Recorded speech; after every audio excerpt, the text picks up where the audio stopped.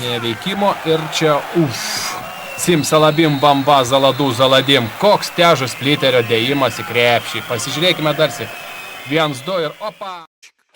Sveiki visi, grįžtam su nauju Eurolygos fantasy epizodu. Šiandien pažiūrėsim, kaip man sekės praėjusiame ture, kokius žaidėjus verta pasimti artėjančiai dvigubai savaitį ir kas vyksta fantasy fronto klasikinė taurėje. Jei patinka šis turinys, paspausk like, užprenumeruok kanalą ir parašyk komentaruose, kaip sekės tau praėjusią savaitę. Taigi, globaliame reitinge mano komanda užima 5493 vietą iš daugiau nei 367 tūkstančių žaidėjų. Lietuvoje reitingas kol kas yra 275 vieta, tai manau, kad yra labai solidus rezultatas po šios savaitės kylu į viršų tiek pasaulinėme, tiek nacionalinėme reitinge. Fantasy fronto mažosios turės turnyras. Šią savaitę mano komanda piniavo smagi, kai užima antrą vietą, bendras taškų skaičius 497,95 fantasy taškų. Vos atsilikau nuo pirmos vietos komandos Kornelijos BC Nendryno, kuri turi 514 fantasy taškų. Ant kulnų lipa Lukenzo Grajokai 496 fantasy taškai ir Tado top 7 su 475 taškais. Priešpaskutinis, kiek netikėtai, kol kas yra pernai metų čempionas Evaldas, na o paskutinis Domantas. Šiemet mažoje turėje turime net 15 dalyvių. Parašyk komentaras, ar norėtum prisijungti prie fantasy fronto mažosios taurės. Kova dėl pirmosios vietos labai įtempta. Vos keli taškai skiria nuo lyderės, todėl Eurolygos dviguba savaitė bus itin svarbi.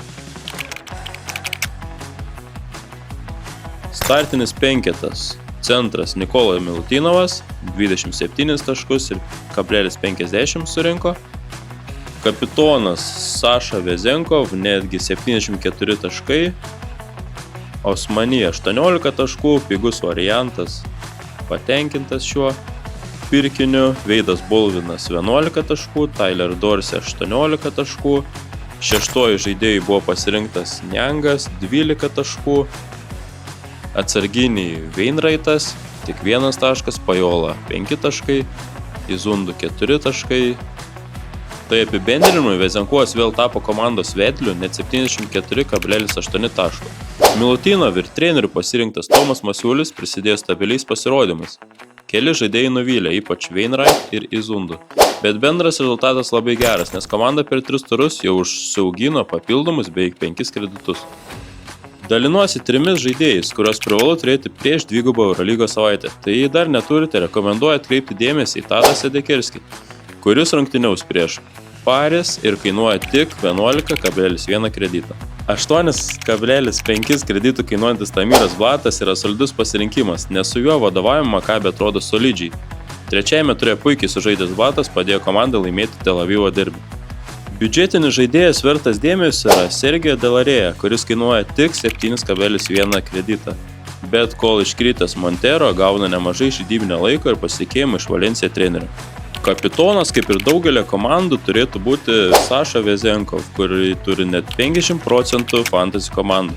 Tad jeigu jūs Sašos neturėsite, o jis vėl sužais monstriškas rungtynės, galite dar labiau atsilikti reitingas. Ačiū, kad žiūrėjot, jei patiko video, paspausk like, užprenumeruok kanalą, parašyk komentaruose, kas jūsų must pick šiam turui.